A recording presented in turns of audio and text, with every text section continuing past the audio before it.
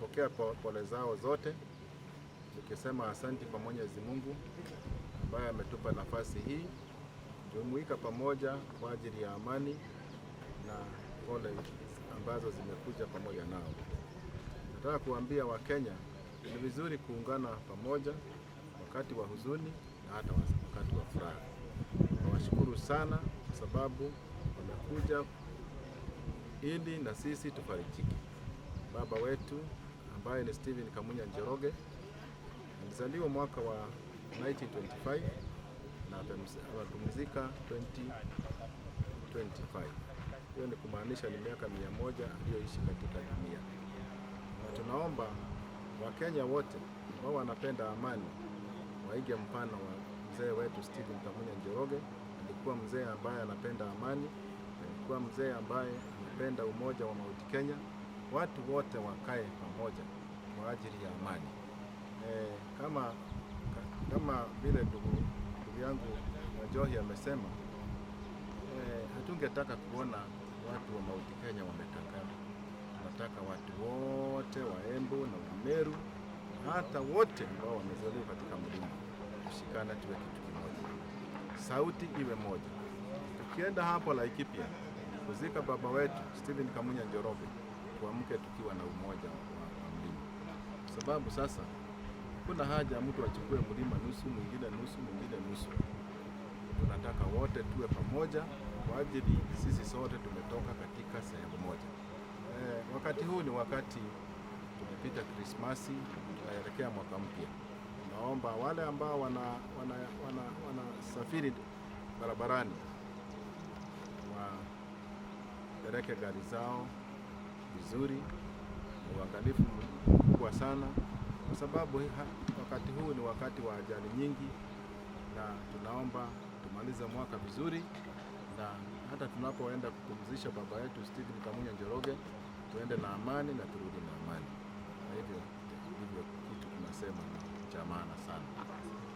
Ni wote niwaambie, leo tumefika huku kwa chairman kuomboleza na yeye vile ameachwa na baba yake, na tumekuja kama timu ya Kiambu kumwambia Kiambu tunajua yeye ndiye chairman, na tunataka kuongea maneno ya wenye wanataka kutawanisha Mlima Kenya, na hasa vile CS Ruku ameongea akasema anataka watu wa Meru wa Meru wajitoe kwa mlima.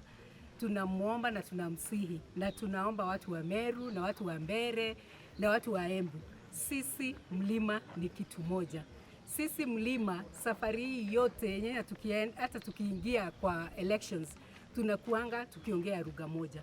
Sisi tunawasihi na tunaomba Kenya mzima, mlima mzima, watu wote wa mlima tuongee pamoja, tuongee one voice, ndio tuweze kupeleka mlima yetu mbele. Tukianza kutawanyika wakati huu, nataka kuambia watu tutapotea, lakini tukishikana sisi wote kama kitu moja na tuamue na tuseme vile tunataka kuendesha hii mlima yetu with chairman hapa, tutaenda mbali na tutaweza na tutashinda ile yote tulikuwa tunataka kushinda. Tarehe 31 tunawaalika wote tusindikize baba ya chairman huko Ngarua Rumuruti, tuende pamoja tumpeleke ndio tupumzishe baba yake. Naitwa James Wanjohi Njoroge na mimi nimetoka katika mji wa Kabete constituency, nimezaliwa huko, na leo tumekuja na wanakabete wote kutoka wards zote 5 kuona chairman Maina Jenga, tumwambie pole na tukae na yeye, na tutamzindikisha hadi siku ya mazishi ambako atakuwa akienda kumlaza baba yake pale Laikipia. Na ningependa kuambia watu wote wa mlima, tumewauliza tusimame na chairman akienda kumzika baba yake.